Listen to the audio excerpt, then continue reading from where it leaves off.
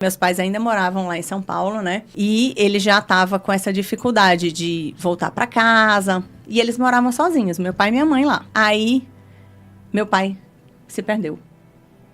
E não foi encontrado. Passou a noite fora de casa. E a minha mãe não me ligou. Porque ela ficou tão preocupada. Eles saíram e ela se perdeu dele.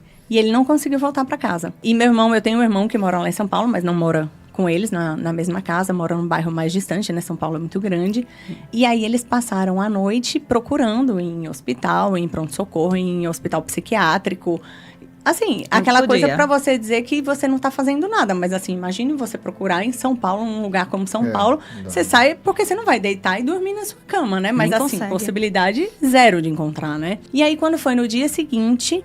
Eles não me ligaram, porque eu não ia poder fazer nada aqui à distância, não quiseram me preocupar. E quando foi no dia seguinte, eu estava em João Pessoa.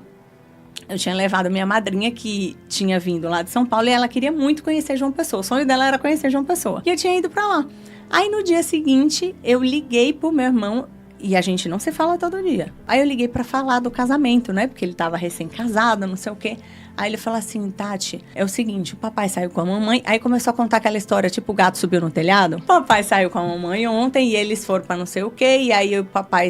Aí eu disse assim, não, mas peraí. Você tá falando tudo isso, mas ele já foi encontrado? Aí ele disse assim, ainda não. Nessa hora, eu caí no choro, ajoelhei no chão e rezei. E tava Otávio e Vini comigo. E o celular tava no Viva Voz, porque eles gostam muito do meu irmão. Então, eu não sabia que ia passar essa informação, né?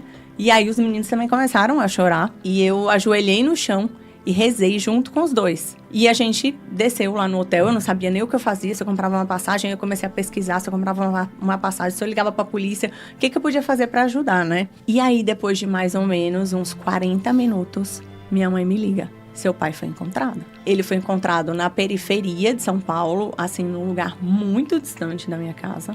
Sem nenhum machucado. Sem nada de lesão, nada. E um rapaz encontrou, ele estava tentando entrar na casa do rapaz, achando desorientado que estava na casa dele. E o rapaz viu que ele não era um ladrão, né? E aí ele lembrou o número do telefone da minha mãe, coisa que ele já não sabia mais nada. E o nome desse rapaz que achou era Otávio, que é o nome do meu filho mais velho, que também não é um nome tão comum, né? Então eu falei assim, meu Deus, eu acho que isso foi um milagre.